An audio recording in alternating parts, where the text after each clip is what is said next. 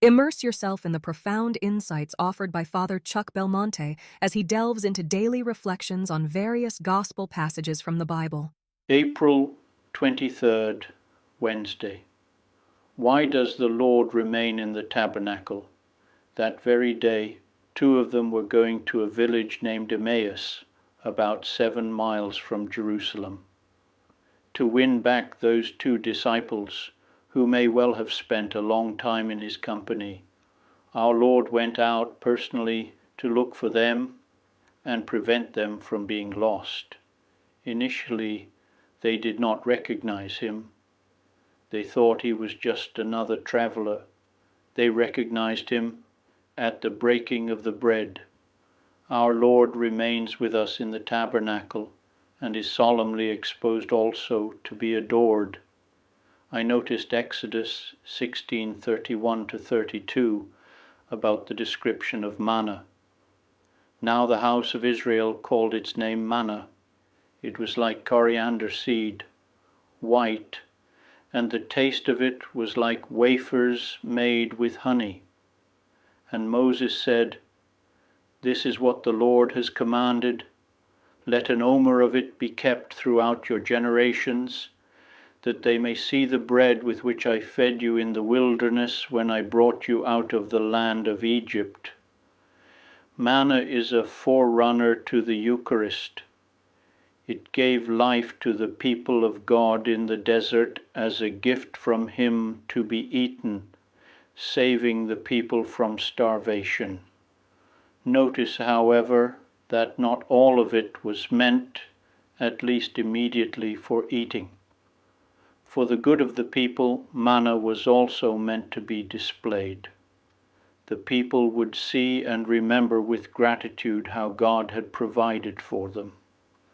I looked further into the Old Testament antecedents to the Eucharist. That is when I discovered the showbread, which was special bread that God commanded the priests to prepare each week and place on an altar in the Holy of Holies. On the great festival days in Jerusalem, the priests would lift the bread up and show it to the people, announcing to the gathered faithful, "Behold how precious you are to God." The showbread was also called the bread of the presence, meaning it was a display of the miraculous face of God to his people. The people did not eat the bread, they looked at it. God was teaching his people to gaze upon his presence, to linger with him.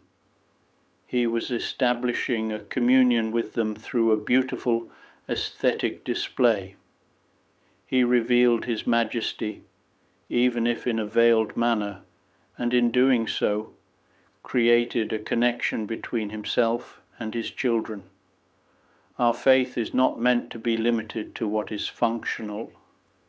Yes, of course, the primary purpose of the Eucharist is to be eaten. This is what Christ desires, that we consume him and become more like him in both his death and his life. But there's a reason the holy sacrifice of the Mass is a mysterious, overlapping set of beautiful symbols. The Eucharist is the mystery of our faith, a precious jewel, and it won't do to narrow the Blessed Sacrament down to the functional act of eating. Perhaps we could say that there are two ways to eat, with the mouth and with the eyes. Equally important is that in the Eucharist, Christ is looking back at you. I would be delighted to extend an invitation to you once again tomorrow for another insightful reflection on the Gospel by Father Belmonte.